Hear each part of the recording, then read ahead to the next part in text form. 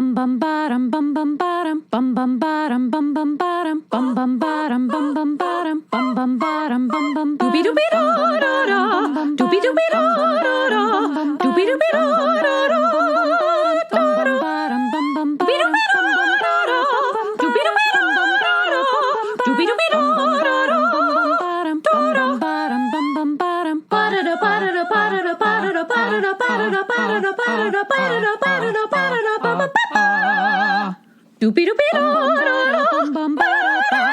You are now in session with the Comic Book Couples Counseling Podcast. I'm Lisa Gullickson. I'm Brad Gullickson. And each month we evaluate a different iconic romance within the four-color realm.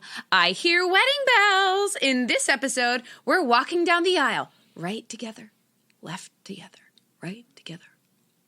I never got that right. With Oliver Queen and Dinah Lance in Green Arrow Black Canary series, written by Judd Winick and illustrated by Cliff Chiang and Mike Norton. And we're applying the relationship book for new couples, Proven Strategies to Nurture Your Connection and Build a Long-Lasting Bond by Megan Lundgren, LMF&T, to their relationship woes. Going to the chapel and we're gonna get married. Going to the chapel and we're gonna get married. Gee, I really love you and we're gonna get married. Going to the chapel of love. I would have done the upper harmony, but we did enough takes to make it so that it would ruin our marriage if I tried to do Lisa really wants me to become a singer with her, and guys, as you can tell, I am not one. And so that's what you're going to get, Lisa. Everybody is a singer, Brad. Yeah, I just proved it. I could say some words in a sing-song-like fashion. That was totally singing, and it was adorable. Harmonize. I know. This is our final Oliver Queen and Dinah Lance episode. And it's a wedding episode at that. Gosh, like how many comic book weddings have we actually covered on this podcast so far? Well, Scott and Jean. Yeah. We saw a very close call between Kitty and Colossus. That's right. That then turned into a wedding for Gambit and Rogue. We also covered the wedding that didn't happen between Batman and Catwoman. Any others? Spider-Man and Mary Jane. Spider-Man and Sue Mary Storm Jane. and Reed Richards. Of course. Swampy and Abby. Did they get married? I mean, they didn't have like a traditional matrimony, but I think once you eat of the Swamp Thing, you're bonded for life. Well, there are lots of ways that two people can deepen their commitment. That's not like a traditional wedding ceremony. And committed relationships can be different things to different people. Like when we're talking about marriage, we mean two people who have a long-term plan for building a life together. Well, I also think that we're talking about the legal function, too, especially in the weddings that we just discussed. So do you think Swampy and Abby had to file taxes together? No, I don't think any taxes are getting paid down in Louisiana. No, not at all. And then, we've covered lots of relationships that don't have a wedding as an end result on this podcast, but I wouldn't consider any of them invalid. But I do think within the pop culture landscape, wedding episodes hold significance. And I am kind of curious, like, when you encountered, the Chandler-Monica wedding in Friends, was that a big deal? When you would hit those sitcom weddings, were those ever, like, events for you as a consumer?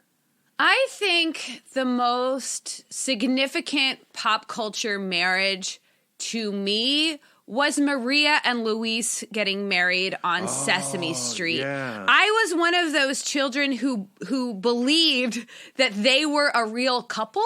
I don't think that I was naive enough to think that they lived on Sesame Street. You know what I mean? Mm-hmm. But I thought that they were a nice married couple who worked together on this TV show. And I was shocked that I had not actually witnessed their real wedding ceremony. Yeah, for me, like, I never really dug the sitcom weddings. And those episodes tended to be like so after school specially anyway. They always felt a little forced. However, in comic books, I mean, we discussed it in our first episode. I was very invested in the relationship between Scott Summers and Jean Grey, and I was invested in the relationship of Peter Parker and Mary Jane, but forever couples don't work in comics. Comics do not do forever, right? And even though my entire childhood, those characters were married, eventually Joe Quesada's got to come around and shake things up and destroy that relationship. I think that will they, won't they, being so part of the DNA of comics, like when a couple does actually get married, it does validate how you feel things should be. Yeah. Even though we know that there's going to be some kind of ripping time, or there's going to be some kind of, oh no, he was a clone, like whatever. But I do think, especially in the case of Green Arrow and Black Canary, Oliver Queen and Dinah Lance, a wedding moment is a very different moment than what we got in X-Men 30 between Scott and Jean, right? To me, Dinah Lance and Oliver Queen is a marker of true change in their relationship because the idea of marriage was once so incendiary for them. If we think back to the bedroom scene back in Sherwood Florist the Longbow Hunters. In bed, Oliver Queen proposes to Dinah saying that he wants to start a family with her, he wants children, he wants some kind of evolution in their relationship. And for him, deepening their commitment means starting a family with babies. Right. And Dinah says, Nope. no, thank you. Because she, at that point, didn't want their relationship to look any different. She felt like, you're doing your vigilante thing, I'm doing my vigilante thing, we have a place to come together, but I'm in no way actually committed to running any of my decisions by you. We know how she is about her autonomy. Right. The second she feels like she's being held or controlled anyway, she rebels against it. And we're never going to forget the line like, Oliver, I won't make orphans. Oh, man. But I think this, like, one of my obsessions with Oliver Queen is how tightly he spirals through infidelity, and then he dies, and then he comes back, it's a clean slate, and then infidelity, and he dies again. But to me, this is the first time where we go like, their usness is coming together. His desire to create a family and her desire to not create children has created a path for them to be together and create this usness that honors both of their individuality. Oh man, well let's not get too far ahead of us. We've got so much to discuss this week. And if you are joining us for the first time because you're excited about the Green Arrow Black Canary wedding and the following limited series, well, guess what? Good news. We've recorded 3 other episodes devoted to Oliver and Dinah, and you can find links to them in the show notes. Yes, we covered the Longbow Hunters. Yes, we covered the Denny O'Neil run of Green Arrow, Green Lantern, as well as Denny O'Neil's take on the Justice League of America, where they first met. And our last Oliver Dinah episode was Kevin Smith and Phil Hester's Green Arrow Quiver, which offered lots of juicy material to dissect. And considering that really Lisa and I had no relationship with these 2 characters before recording these 4 episodes, it's wild to me how much I love them now. And they feel like one of the most interesting couples that we've covered in the 3 years of doing this podcast. And it's because their romance is so ugly and messy that I'm so invested in whether they make it or not. And I don't know if I want them to make it or not. I definitely think that Dinah Lance can do better. Yes. Yes. Most can. I've also really come to appreciate Megan Lundgren as our love expert because she, like Oliver Queen, likes to have a lot of tools and a lot of options.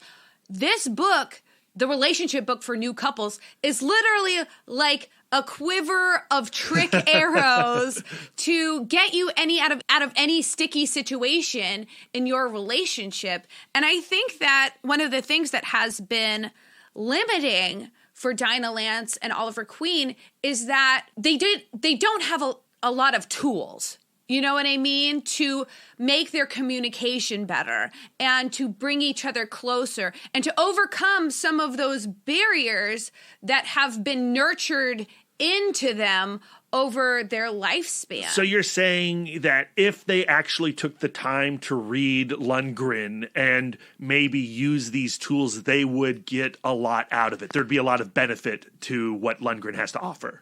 Like many couples, their number one fear is having that tough conversation, especially back in the Longbow Hunters. The second they would tiptoe up to having a real heart-to-heart, it would flame out right away. Or they would be distracted by something. And that happened a lot in Quiver, the Smith that's book. Definitely true. But I think they were always afraid that conversation, the tough conversation, was always going to result in the dissolution of their relationship. Right. And I do think that is extremely relatable. I often think about how sometimes we'll get into an argument and we'll want to resolve it, but I got to go to work or you got to go to work. And then you have to wait a day to get back to that conversation. And maybe by that time you don't want to get to that conversation, so you delay any progress around that issue. But we do have the luxury of knowing that we're going to have tough conversations. We are going to cry and we are going to raise our voices and we're going to lose our tempers. And we're going to do that all on a podcast.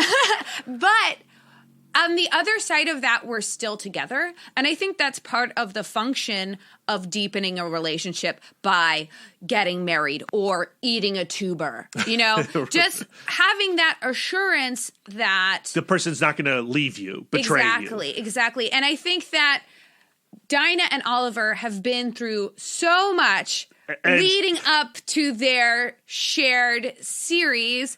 And I think that they're in this place where they go like, okay, we're ready to now presume that we're going to be together after a fight. Yeah. And I think that that's what allows them to evolve. Yeah, and I guess Dinah's thinking like, well, Ollie can't possibly betray me another time.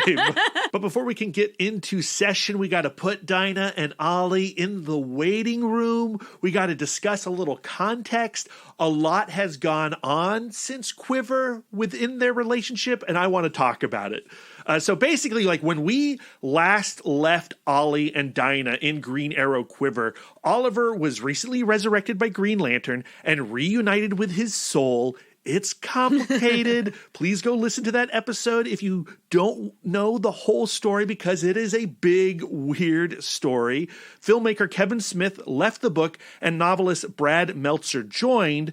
I read those issues and they were pretty decent, but most importantly, that run revealed that Oliver was actually present at Connor Hawk's birth, his son. Whoa. Meaning that he knew about the kid all along and chose not to be his father because, as we know, Oliver Queen was, and still kind of is, a selfish jerk. But in 2004, Judd Winick took over the comic from Meltzer. And I don't know about you, Lisa, but I first became aware of Winick because he was a cast member on MTV's The Real World San Francisco, which I think was the third season. Lisa, did you watch The Real World? You probably weren't allowed, were you? Absolutely not. MTV was the one channel we had blocked by our cable box. Oh, man, I learned so much from The Real World. A lot. I learned a lot. But Winick was a wannabe cartoonist who befriended AIDS activist Pedro Zamora on the show. And after that series ended, Pedro passed. And Judd would go on to detail his friendship with Pedro in the graphic novel Pedro and Me. And in preparation for this episode, I finally read that comic. And not only was I struck by how powerful it was, but how perfectly suited it was as an educational and emotional tool. It's a perfect book for comic book couples counseling, and it would be fun / thought-provoking to explore at some point in the future. Winick's cartooning is simple but effective. There's so much acting on his characters' faces, and the comic both demystifies and celebrates Pedro as an individual.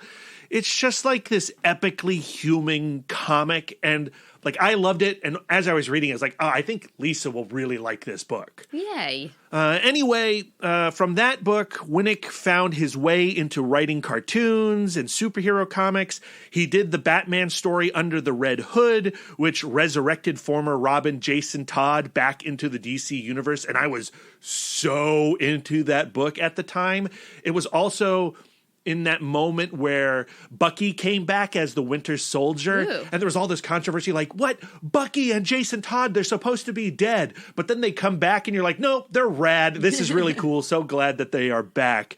And even before Green Arrow, Winick went on and did a short run on Green Lantern, which I haven't read, but I probably should do that too. But in his Green Arrow run before Green Arrow Black Canary, we got to discuss a few things that he contributed to the mythology. One, he made the teen hanger-on character created by Kevin Smith, Mia Dearden, the new Speedy, the sidekick position formerly held by Roy Harper, and he revealed that she was HIV positive. Through her, he hoped to humanize the AIDS crisis and continue his mission that started with his friendship with Pedro Zamora.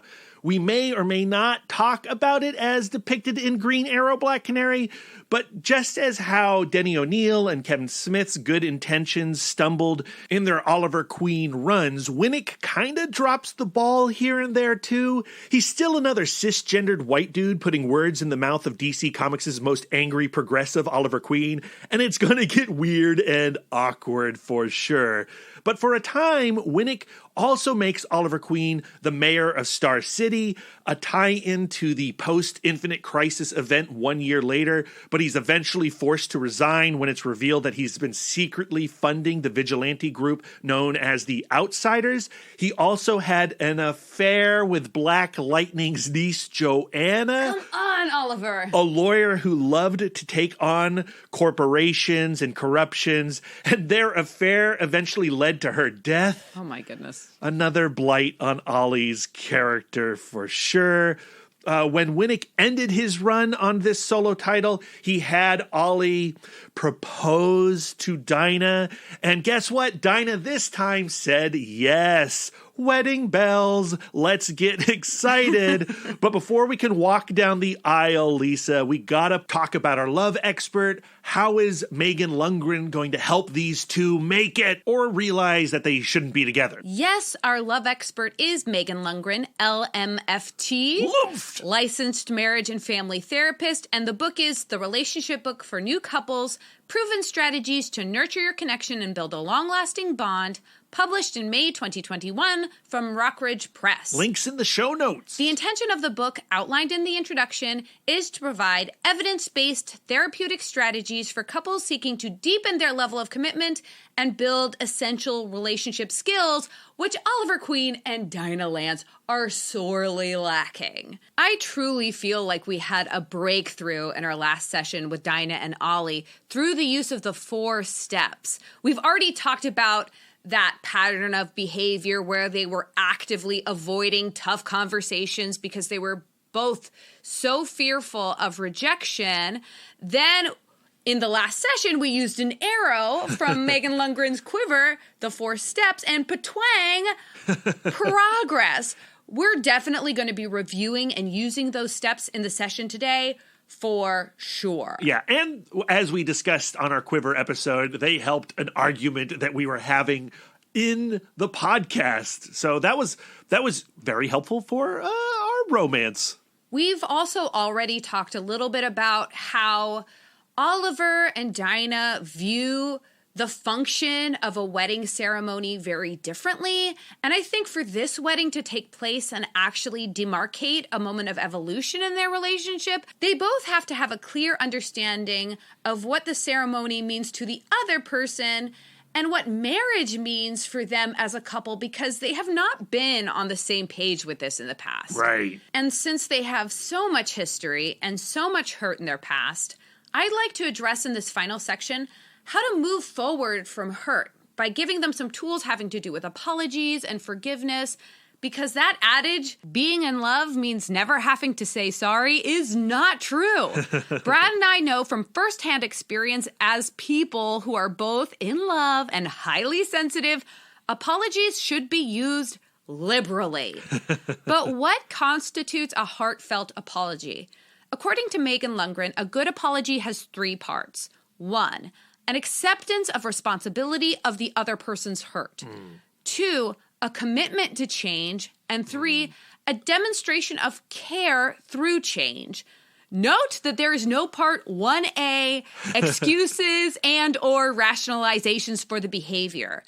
Those can be discussed as part of a relationship, but they're not actually part of the anatomy of an apology because they undermine the responsibility part. And they're more about the apologizer's feelings than the apologizee's feelings. Yeah, I'm nodding my head. I love all of this. This is applicable to so many things. Brad, do you think you can construct an apology for Oliver?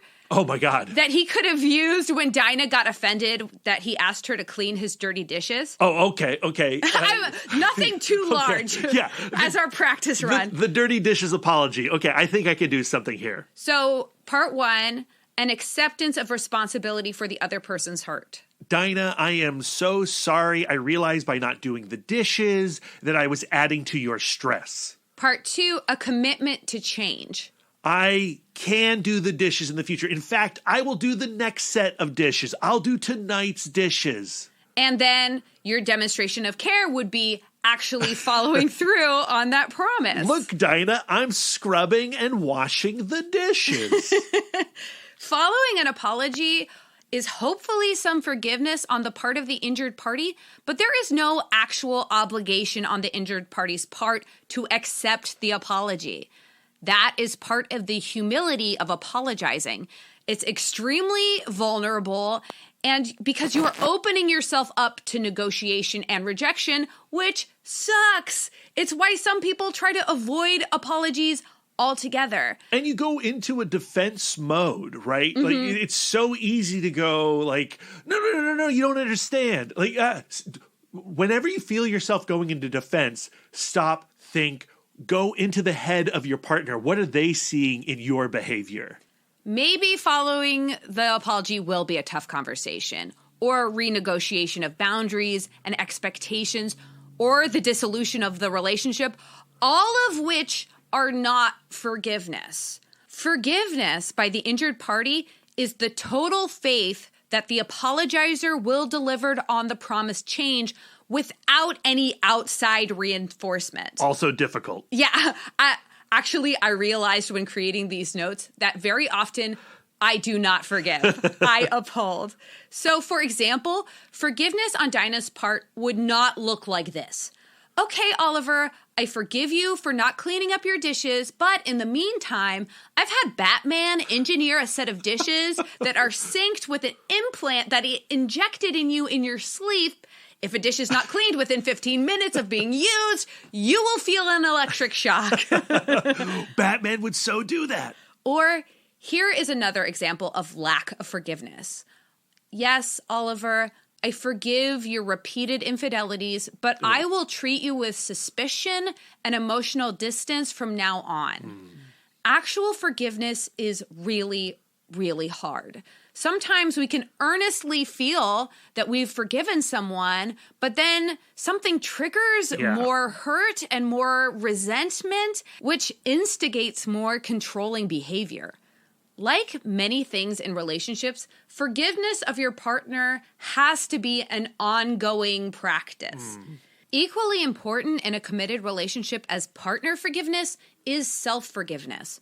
But what does self-forgiveness look like? It is the complete faith in oneself to make the needed behavioral changes without the reinforcement of shame. Also incredibly hard. It is very human to to hit the shame button as a means of controlling our own behavior.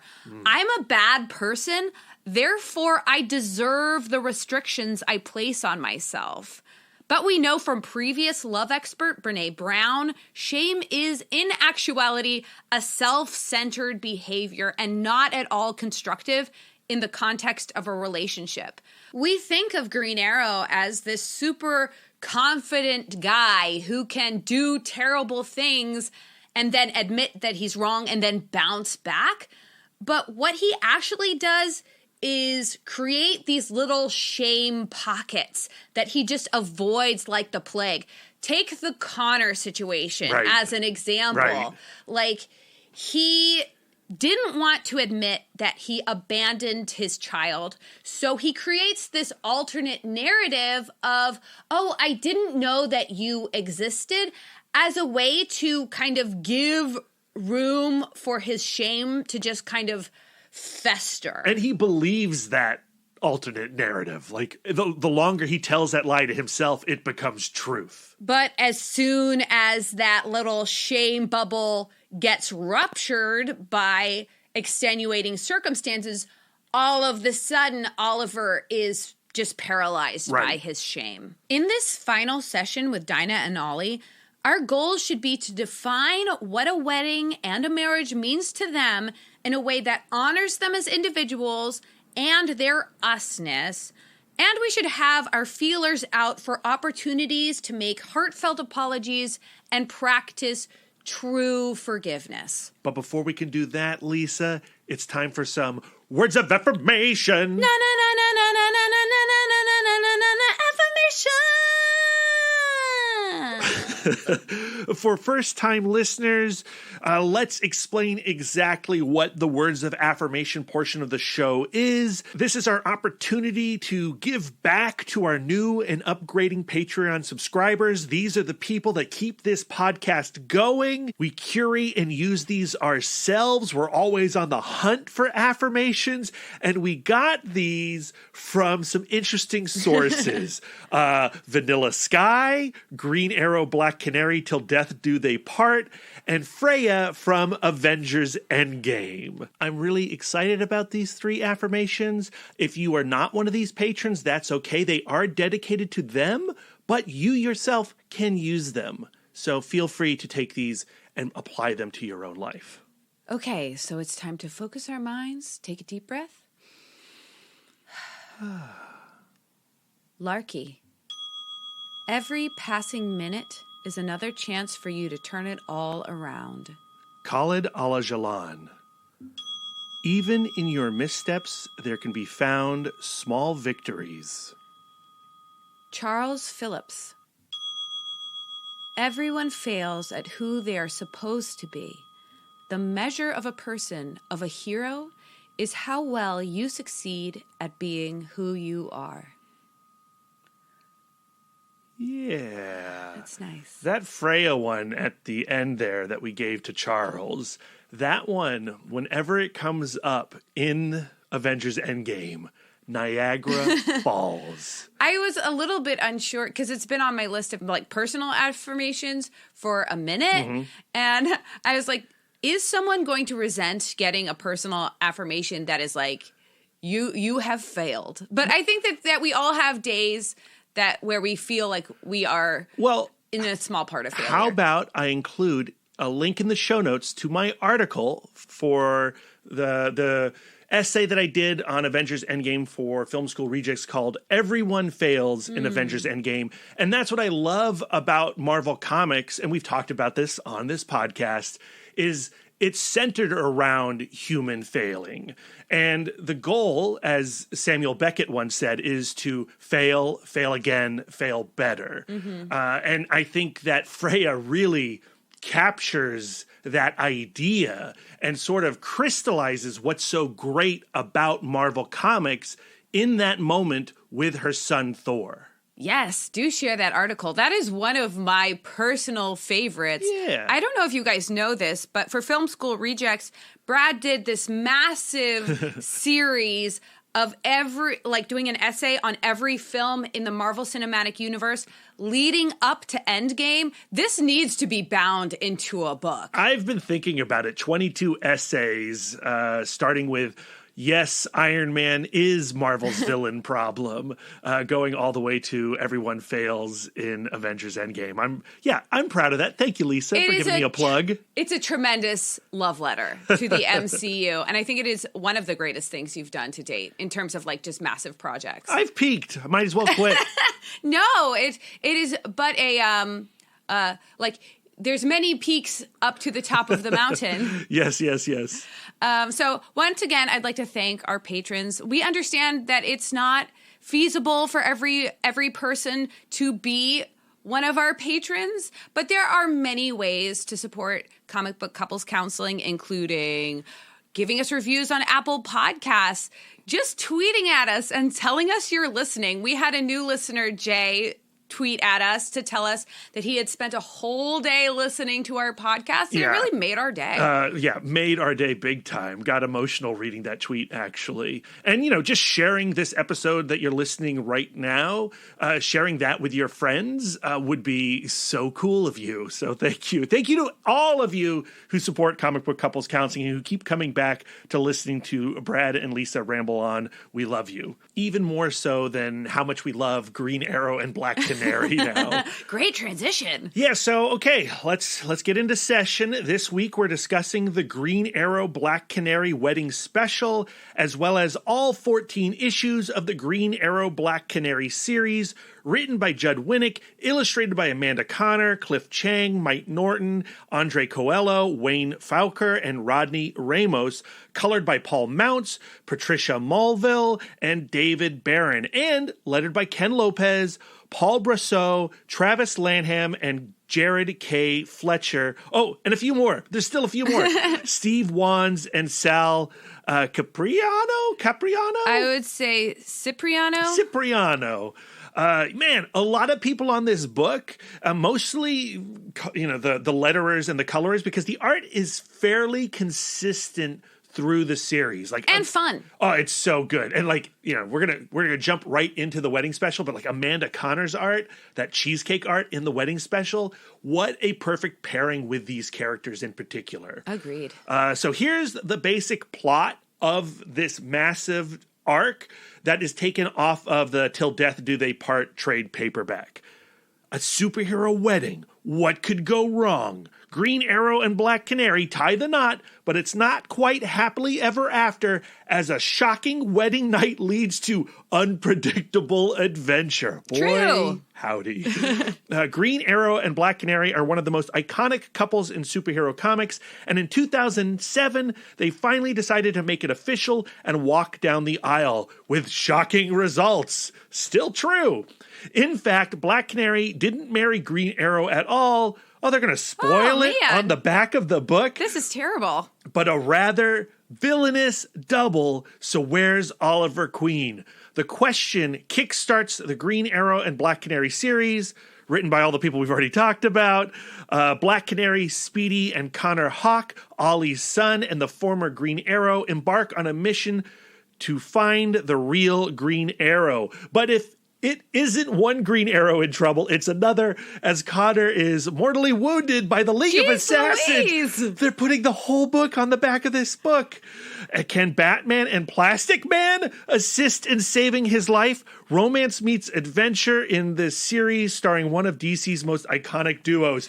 That is F. Giving this blurb an F. I love how in the beginning they're being the most vague about the consequences, the very predictable consequences of what happens at the actual wedding, but then they do one by one reveal all of the surprises. Yeah. So he's been killed. They reveal that a double took over Oliver Queen. They reveal that Plastic Man is a surprise in this book. Fail. That's so disappointing. I love how we don't read these plot synopses until we record the episode. And I'm aghast, listeners. We record under the conceit that our listeners know the story. Yeah. And that's why we do the plot synopsis. Yeah. But man, but still just principles. My principles are offended by this. I've got my wagging finger out to DC. He does. All right, Lisa. So we're going to start with the wedding special. And when I began this comic, maybe like 2 pages in, I was in love with what was going on with this particular issue. Okay, tell me the story. Well, it works so well as a starter kit for the relationship between Dinah and Ollie. I think you could pick this book up having never read any of the previous adventures and get the gist within those first 2 pages, right? It begins with their beginning, back with Justice League of America. And by the 3rd panel of the first page, it establishes that there's this insane animal attraction between the two and that it is mutual.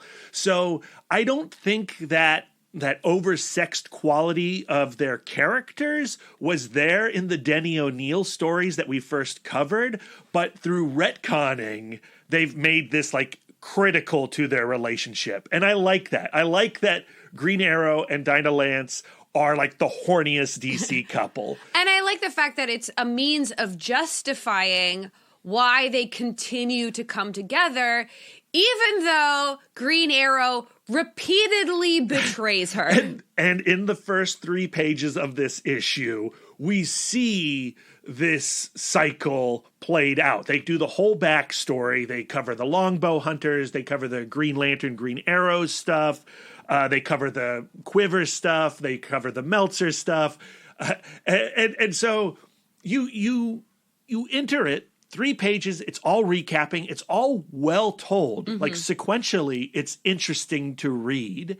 And then you turn to the 4th page, and it's this splash of Dinah and Ollie screaming at each other.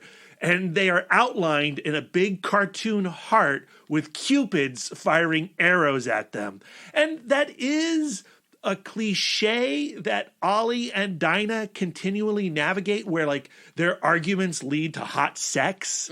But as told here, as a culmination of who they are before they walk down the aisle, it's just, it's cheap but effective. I think what they're doing is acknowledging some of the things that an outside person might think is like wrong with their characters. The fact that they repeat this cycle, the fact that they continue to get together, you know, it's they're saying like, we see it.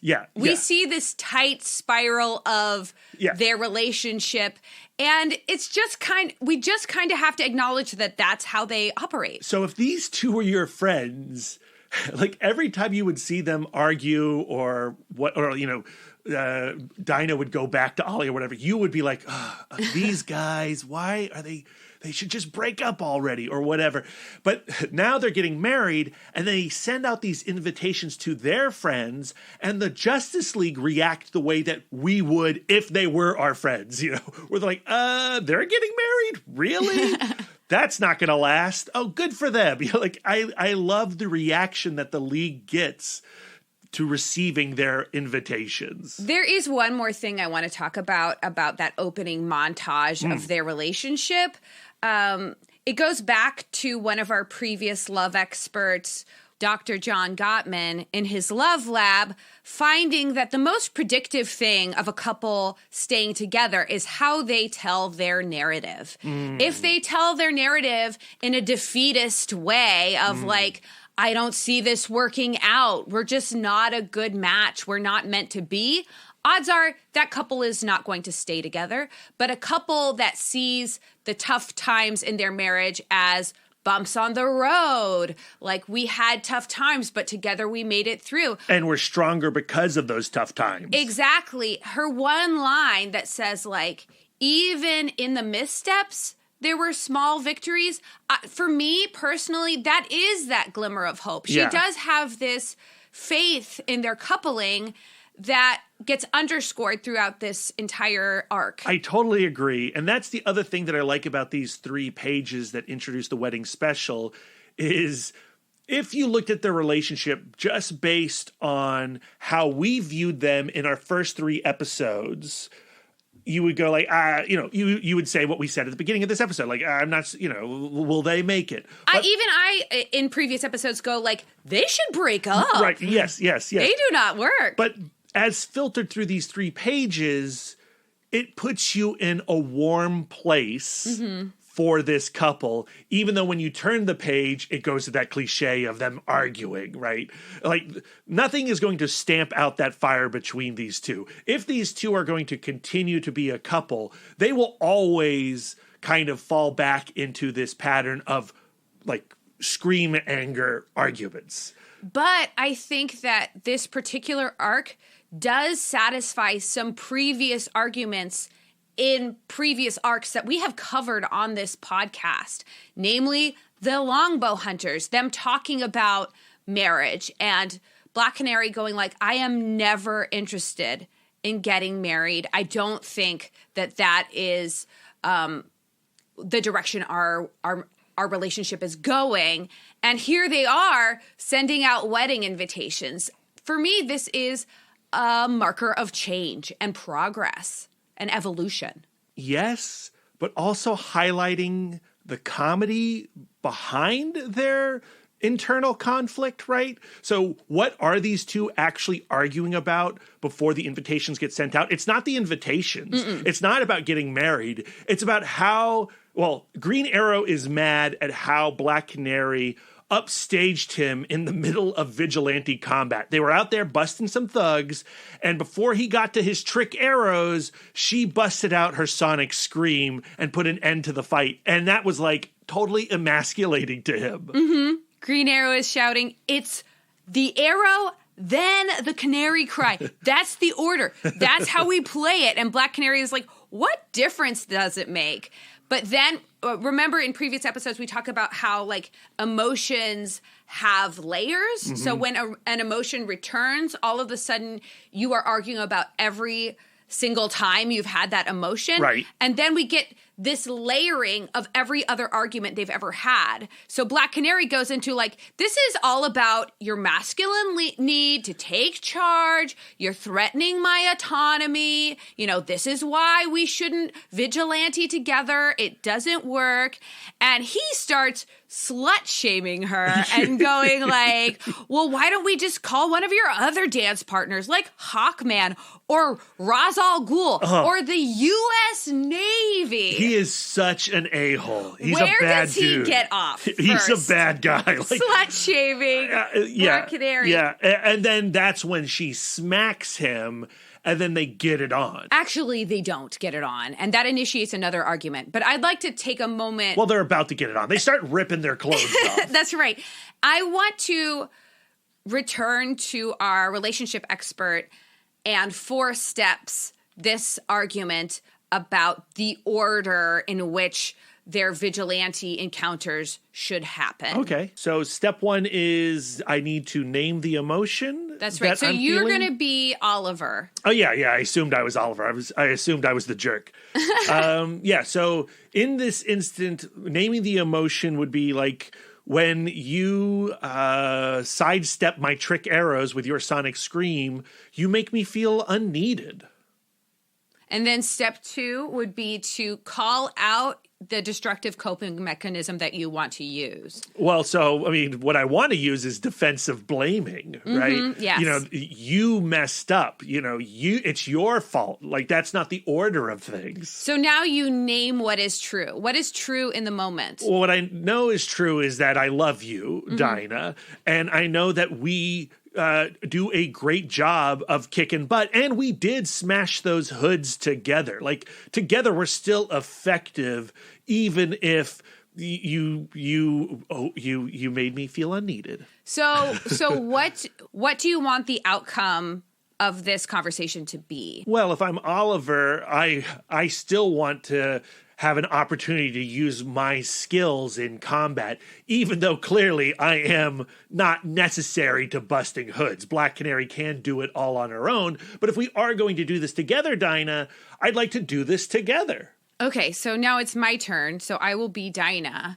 When you always go first when we're facing criminals, I feel the criminals think that I am of less value than you, that I am your sidekick, when in actuality, I am the more superpowered being. Excuse me for saying that, you know? And I just feel like narratively, I'm being downplayed in a fight. And what it makes me want to do is distance. Like, I don't want to have this conversation with you because I know that both of our feelings are going to get hurt. Which is why you always threaten to go fight on your own. Like, we should not do this together. We don't work well together because my fifis get hurt. But the truth is, we do really enjoy spending time together when we're both clicking out on the streets, being vigilantes. It is such a high for me. I find it so fun, but I can't just follow your playbook all of the time because, it makes me feel constricted. It makes me feel like my options aren't open, and it makes me feel like I don't have choices. And you know how I am about my autonomy. I like to be able to control things every once in a while. So maybe when we go out hunting hoods, we should trade off. I do like that plan. Okay, all right. I do also think, now this is Brad speaking, not Oliver. I do think that what this argument shows is that they still need to address Oliver's resentment for the men that have been in Dinah's life. And, Oliver needs to acknowledge all the women that have been a part of their lives. Like, they need to put those past relationships in the past. They need to really move beyond that. But I feel like, arguments come up all of the time in relationships, even for us where we don't have anything nearly as dysfunctional as Dinah and Ollie.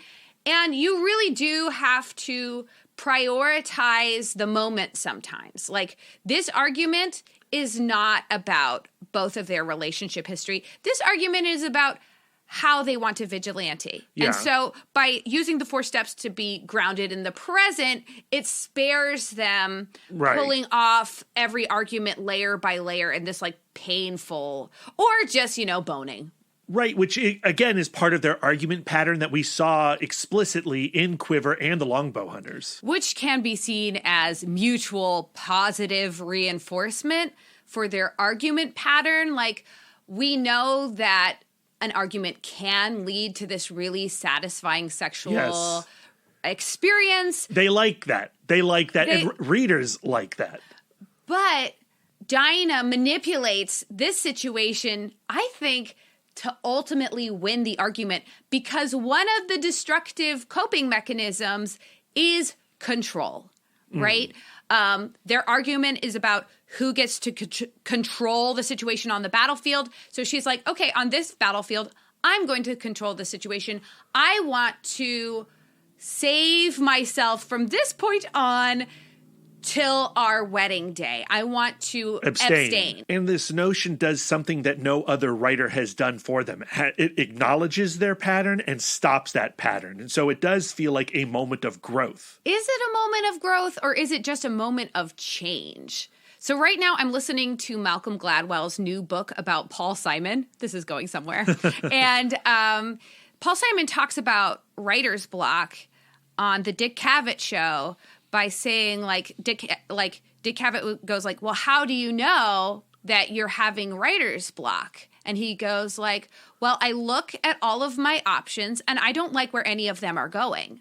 I'm stuck, And I think that by her disrupting this pattern, she's forcing change. She goes like, we've done this many, many times. I don't like where it's going. I don't like any of our options, but let's at least do something different.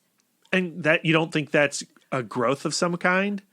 I think that it is. I think that it's a lateral move towards something different. I think that ultimately that is good. Just to put a button on the idea of abstaining before marriage, I like the way that it is covered in this book, because I think a lot of people consider abstaining before marriage to be like this sacred thing, like this holy thing that goes like, well, all of our sex up until this point has been bad and sinful and not sacred. And so I'm going to create this gap, and then we can have that really good, sacred, holy sex of marital sex.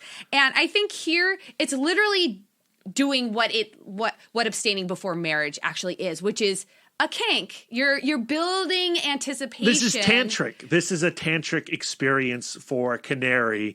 And theoretically, it would have been also for Ollie. But then another thing happens. And he's not really there. Yeah, and so, I mean, it does actually extend further into the Black Canary, Green Arrow series. So when they do finally consummate their marriage, it's sex on a boat, which is the most beautiful marital sex you can have. Well, I mean, I guess that means I have something to look forward to in my future.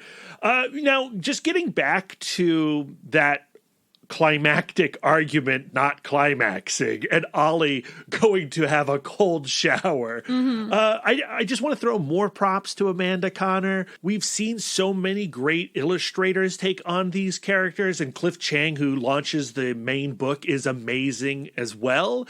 But there's something about Amanda Conner's cartooning that truly captures the character work of Ollie and Dinah. You know, there is the cute and the sexy, but there is also the conflict and the confusion, that push and that pull that these two characters have sexually is displayed in a way that other artists really have not captured. And maybe that comes from the fact that Amanda Conner is a bit of a cheesecake artist. I think that her art is it's the consummation of skill and empathy.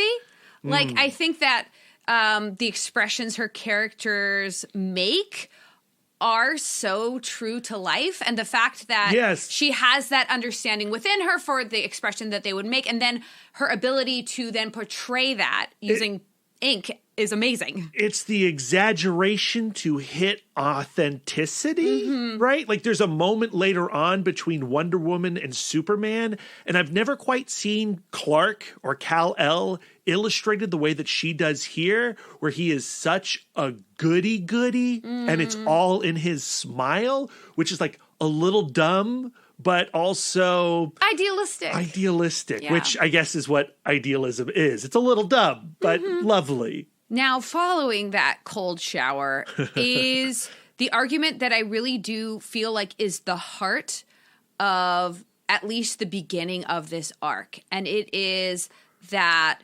Dinah wants to have an enormous wedding with every hero she knows that wears a costume invited, and she wants them all to show up in costume. I mean, if you knew Superman and Batman, you would want them in costume at your wedding. But I do understand where Ollie is coming from, going like, isn't that a little like fetishistic? Yes. And what he wants is a really private, solemn, earnest ceremony. And I think that it comes down to they both have a different outcome in mind for what this ceremony is going to mean for them as a couple.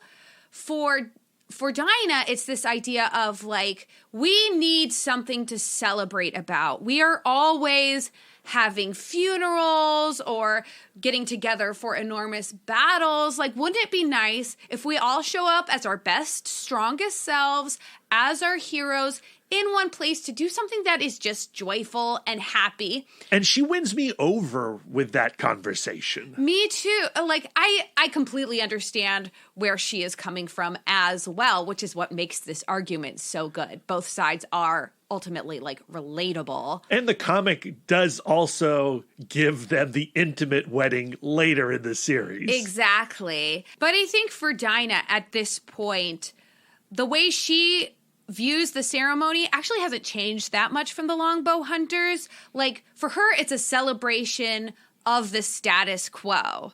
We are together, we are choosing to stay together, and this ceremony will be a monument of our steadfastness, but it isn't like, and after this point, things will be different. Like, for her, I think it's after this point, things will be the same. Where I feel like with Oliver, he feels like he's looking for a rite of passage. He's looking for a deepening. Yeah. He's looking for a marker of, like, now we can really build something. Like, I think that he doesn't see what they have now as a foundation for growth. But I think over the course of this arc, they both see each other's point of view, not through any kind of revelation, but gradually.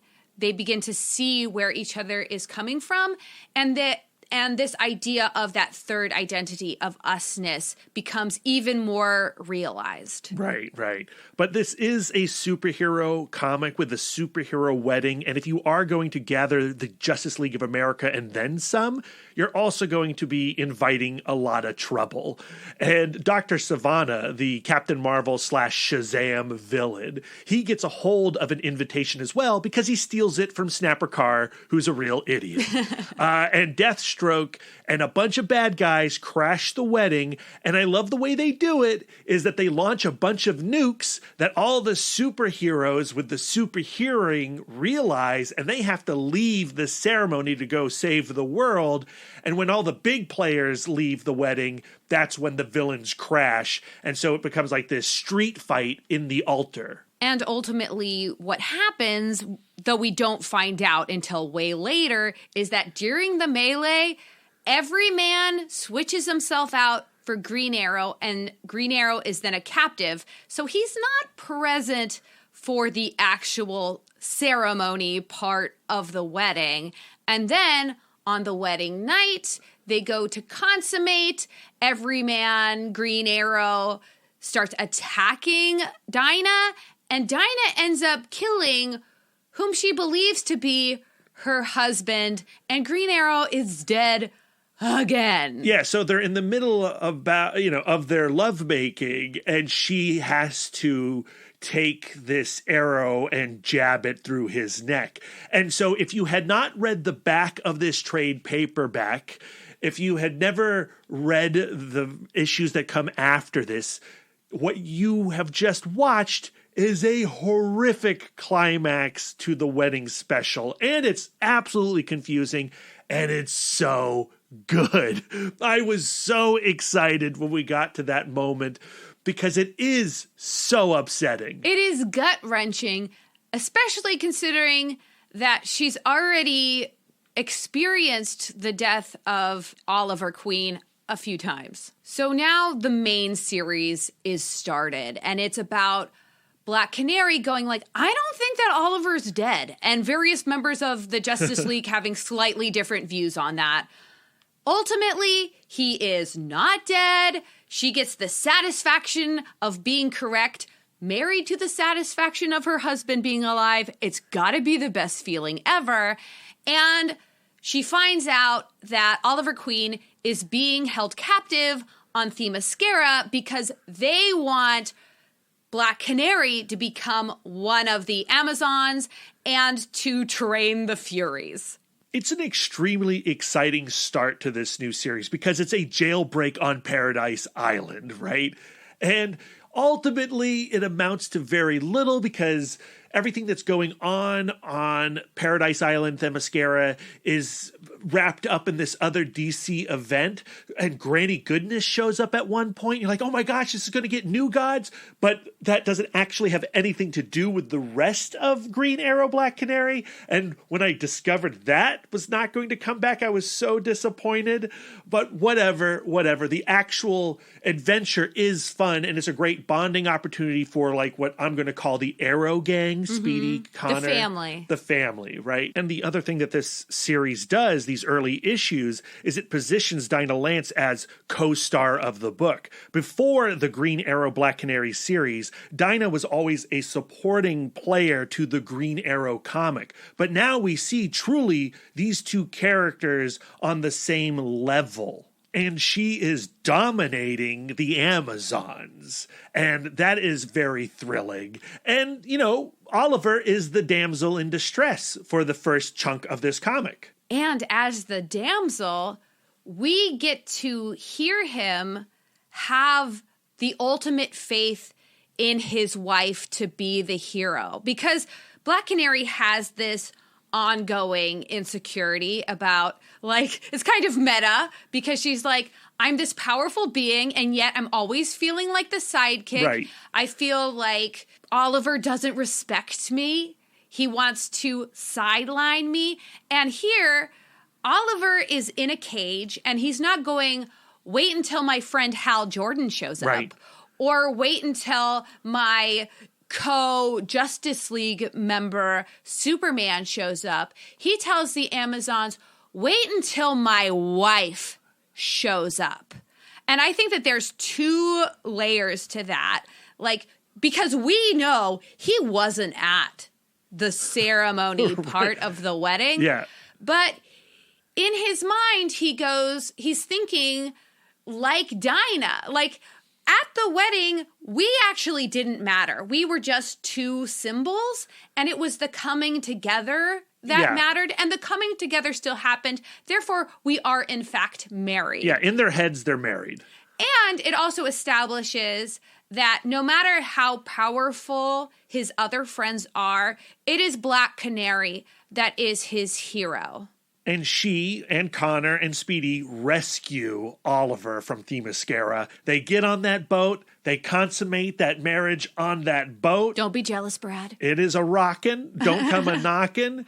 And then, shots fired, Connor is seemingly killed, or at least he's mortally wounded, and he would die on that boat if they weren't able to capture Clark Kent's ear, and Superman comes swooping in and races Connor to the hospital. At the hospital, Connor's life is saved, but there was some kind of poison on the bullet, and he ends up in this extended coma. And while Connor is in a coma, we get to see Dinah bear the burden of Oliver's grief. Like, in a relationship, there are times where you have to create room for your partner to not function. And it means like taking on more responsibility and being in a little bit more of a pressure cooker while the other person can grieve or, you know, whatever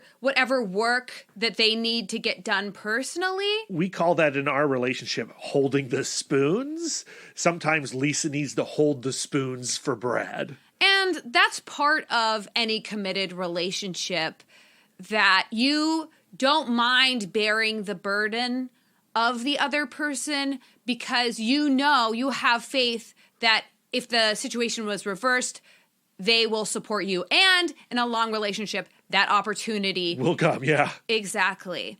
So we have this scene where it is Connor's birthday, and Oliver has not left his son's side. And he's processing a lot of shame for abandoning him. And remember, like, we now know, thanks to the Meltzer run, that he was aware of Connor since birth. And for most of Connor's life, he stayed as far away as possible. And now his son is going to die. And it, like, that shame is killing Oliver. So it's up to Black Canary to spearhead solving the mystery of who shot Connor. But by Dinah giving Oliver that space, he does reach a new point of peace with what he has done to Connor, and she walks in on him at the end of his confession of every wrong he did to his son,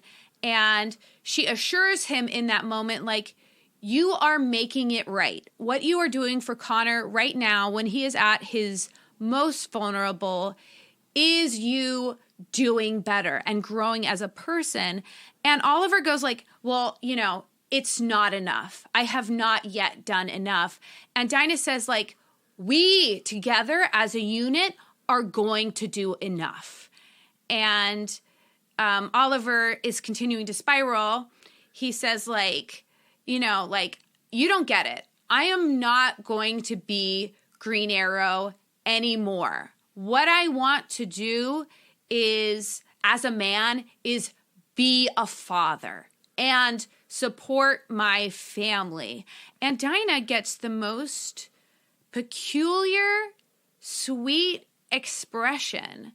And in that moment, she proposes to him.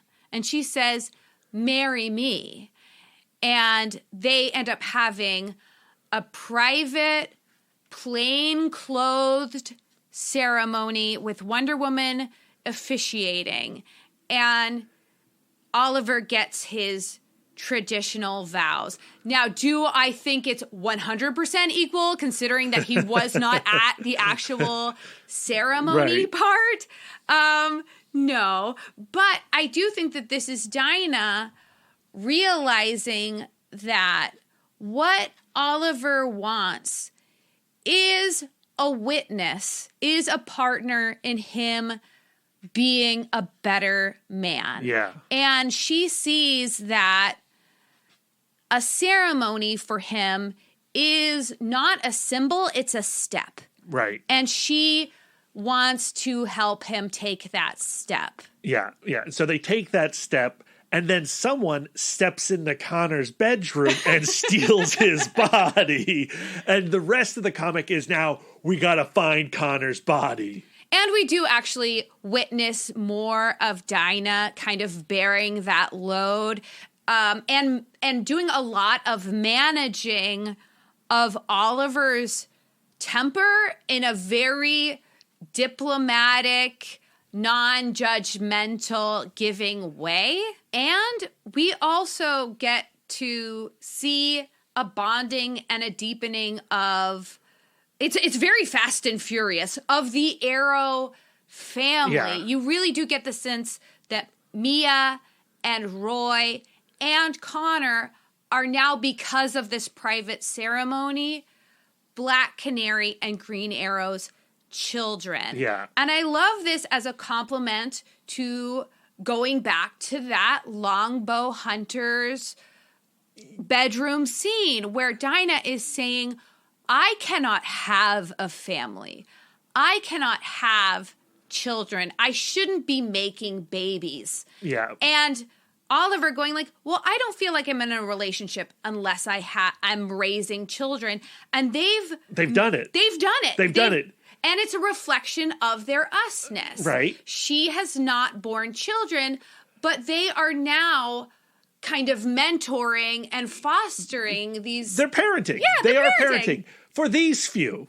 It also goes back to the Longbow Hunters, Lisa, with Shadow and Ollie's other kid. Robert, yeah. Who does not get the love from Ollie that Connor and Roy receive. And the comic does not acknowledge that fact, and it is weird. I think that, you know, like, as a comic book couples counselor, that is a pus-filled boil of shame that is still in Oliver's sphere. Yeah. That is ultimately going to have to be addressed, but there's only so much you can do in a session. Yeah, it's weird to me that this book ramps up to Oliver being a true father to Connor, the way that he was to Roy, who was not biological, while also bringing back Robert and Shadow and not doing any kind of work there to solve the hurt in that history. There is one scene where they've just rescued both Robert and Connor from Dr. Sivana, and they're both sitting in the hold of this vessel that we're not going to get into. But they're both holding their sons pietà-like, sitting so far apart. There's just so much like physical distance, which for me parallels like the emotional distance. I think like a lot of work has to be done by shadow before they are ready to co-parent Robert, if that's something that she's even open to. Yeah. I mean, yes. But again, it's just like, I would love, I know we don't want to talk about like what is going on in the writer's head, but I would like to talk to Judd Winick about what he thought he was doing when he brings Robert back in while trying to mend the relationship between Oliver and Connor. Yeah, there is like a glaring hypocrisy there that is kind of shrugs McGee. Yeah. And, like Oliver is a complicated character with a lot of awfulness in his past that he is ashamed of. And this book does a lot to address a bunch of that. But that is just something where like it just hangs over. It's this giant shadow over the entire book. No pun intended. But I think as counselors here in session, we have given Oliver all of the tools that Megan Lundgren has to offer. And maybe he could do some of this work on his own. Yeah. And so just to wrap up what the plot of the comic is. Mm-hmm. So Dr. Savannah uses the opportunity that is created when every man replaces Oliver back in the wedding to steal Connor and also to steal Plastic Man and create an army of super soldiers from their DNA. Which actually gets taken care of off panel. But we don't have to worry about them, we don't think. And so, the comic starts off with this incredible mystery of why did Oliver turn on Black Canary on their wedding night? And then it resolves it with the most uninteresting plot or scheme. Yeah, but for me... it's not about the plots or schemes. Yeah, it's about the characters. Yeah, and establishing them as a family like you've been talking about. And so when they get Connor back, and because of all of Savannah's tinkerings with his brain, he does recover from his initial injury. But he also doesn't quite have the faculties that he once did. He cannot shoot. He's not as great an archer. And so he wants to prove himself. And so he goes out into the night and tries to pick up some fights. And Oliver has to rescue him and go oh, maybe you're rushing here. This is a slow process. But Connor's so frustrated, he doesn't want to take it easy. And what you see in Connor is Ollie behavior. And so Ollie gets to recognize himself in his son and try to give him guidance the way that no one ever gave Ollie guidance. And the arc actually ends kind of where Black Canary and Green Arrow began, between the sheets. Yeah. Oliver is looking out the window and is telling Dinah, I wish I could just make Connor's life easier for him. I wish as a father I could carry some of his burden. And she says, you want everything to be easy for everyone in our family. And that's a beautiful thing, but it's also an impossible thing.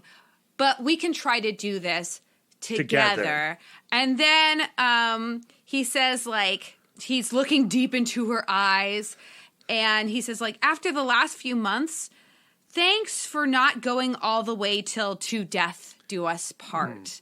So thank you for when you thought I was dead, not going okay, marriage over, thank goodness, we made it, success. But actually continuing our relationship and continuing to reach for me and look for me. Yeah, and so... and then they initiate sex. Of course. You read this book, and this comic really does feel like a progression in a way that Longbow Hunters was not, or Quiver was not. It took them through moments of their lives, and it put them in different places. But this one leaves you at a place where you're okay... they've got issues still. They have a lot to work out. We could do 4 more episodes on Green Arrow and Black Canary for this podcast. We could probably do a Green Arrow, Black Canary spin-off podcast, frankly. But what we have here is a unit that is functioning in a way that it wasn't at the end of Quiver.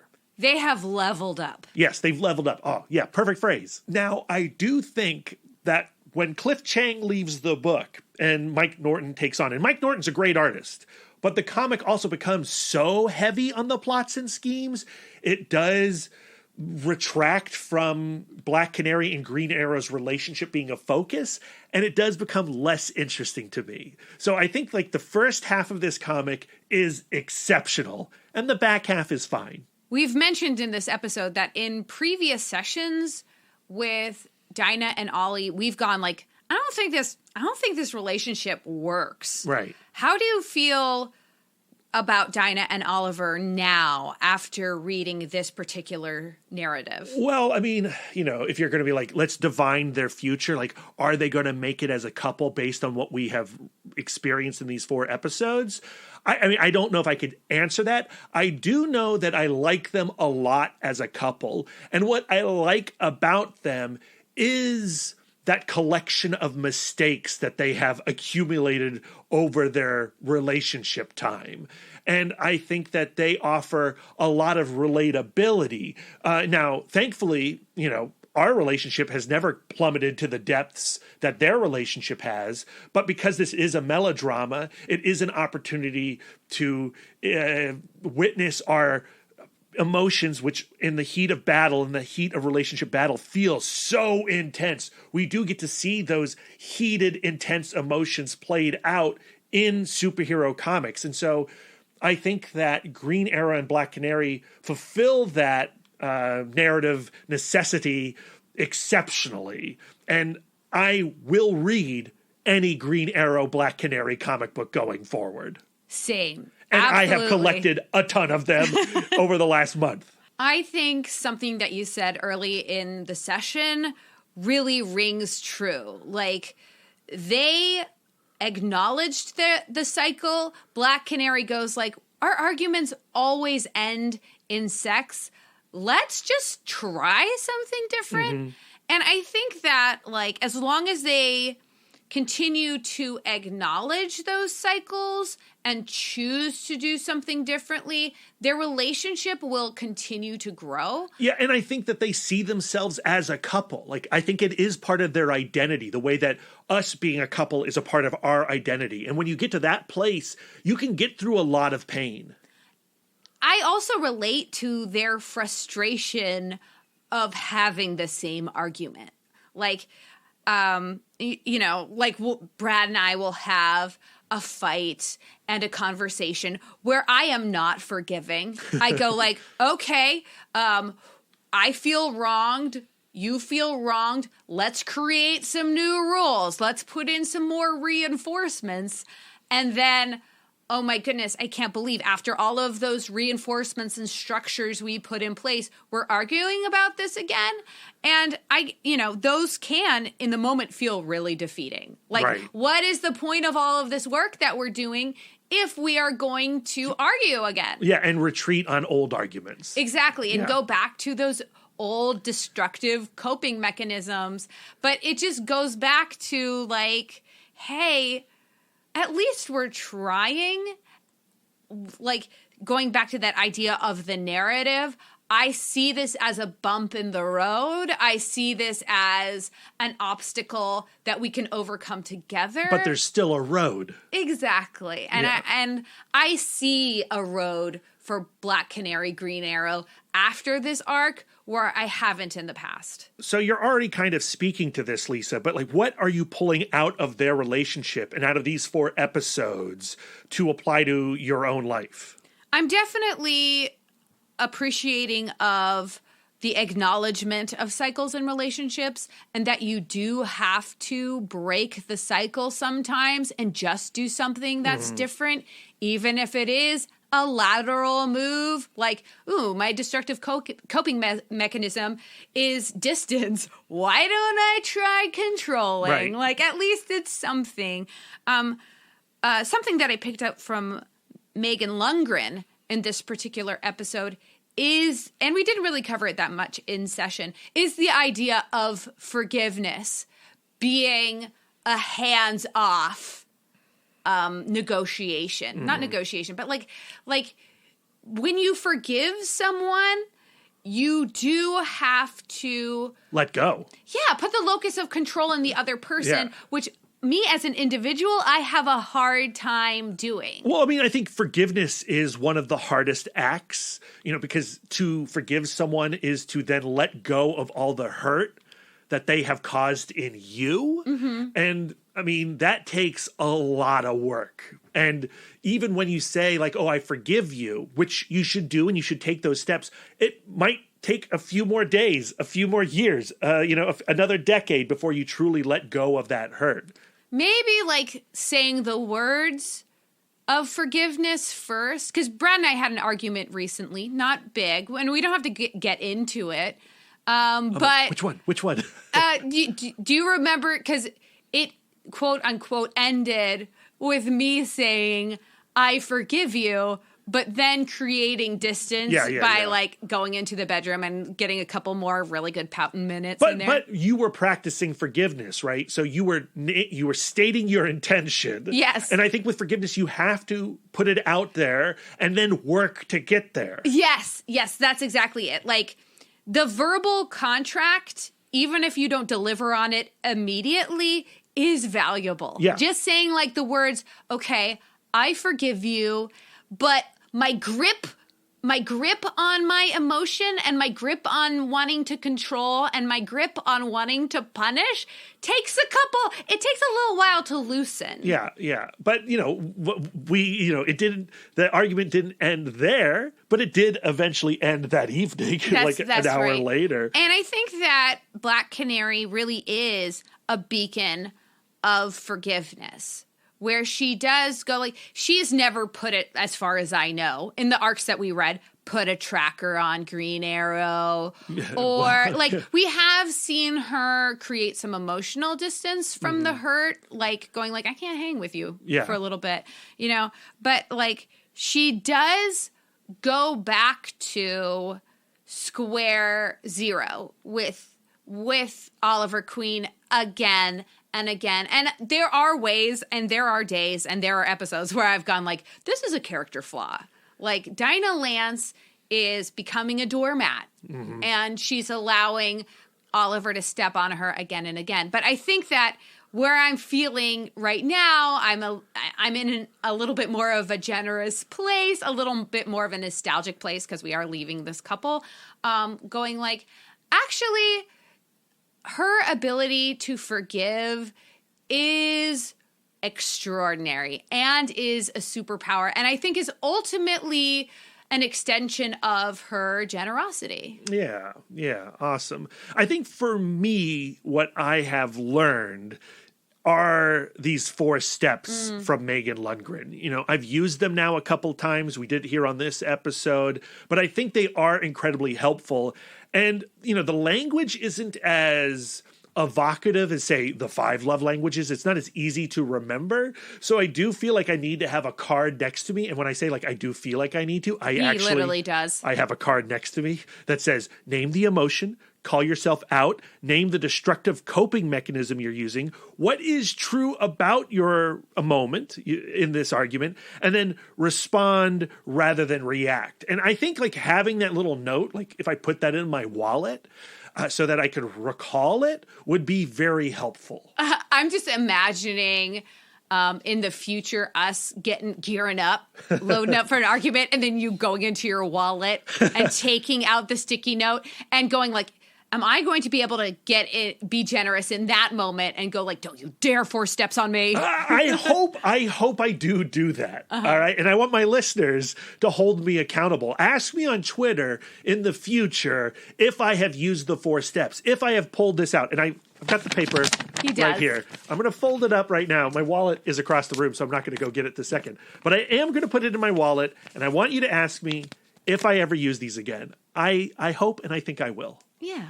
So, yeah, we have to let Ollie and Dinah go for now and move on to our next couple. And guys, oh my gosh. Okay. So next week, this is nuts. We're going to have another Creator Corner episode. Last week, we talked to Mark Waid, and this week we are indeed talking to Scott Snyder about his Best Jacket Press Comixology collaborations, comics like We Have Demons, Clear, and Night of the Ghoul. Scott Snyder is coming on Comic Book Couples Counseling Podcast. What? Wild. But also next week, we are going to be dropping a special crossover episode into your feed as well.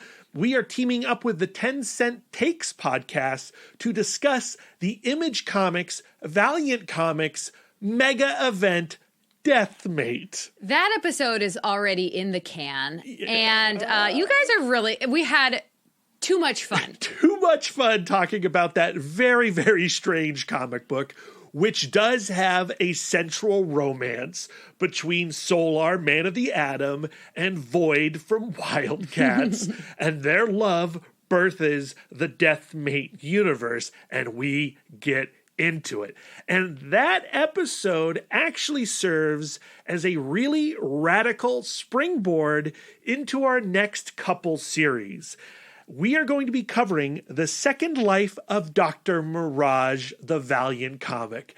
And look, I'm sure most of you listening have not read this series. It's from the 90s. It is a classic Valiant book, but the comics are available on Comixology.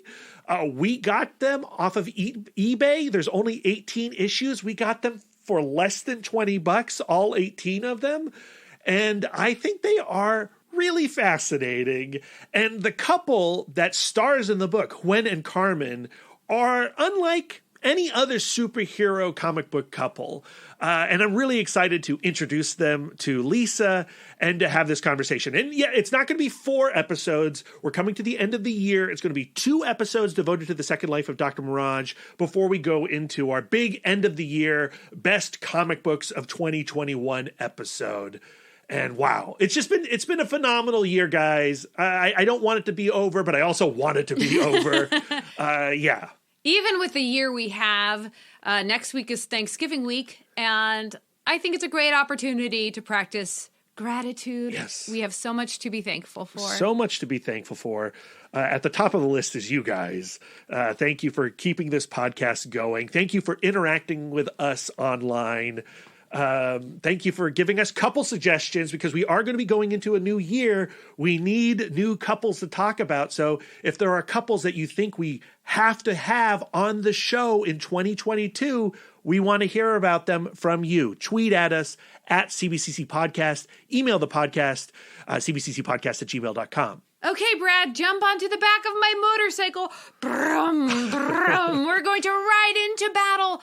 Where can our listeners send their words of affirmation to you? You can find me on all social medias at MouthDork. If you have words of affirmation for our logo, you can send them to Aaron Prescott at A Cool Hand Fluke. And if you have some words of affirmation for our radical banner art, including our new show poster, which is based on Cliff Chiang's epic Till Death Do They Part cover for the Green Arrow Black Canary series, send them to Karen Charm at Karen_X-Men fan. Lisa, where can our listeners send their words of affirmation to you? I am always accepting words of affirmation at Sidewalk Siren on Instagram and Twitter. If you'd like to spend more quality time with us, you can subscribe to us on Podbean, Spotify, Stitcher, YouTube, Google, and Apple Podcasts.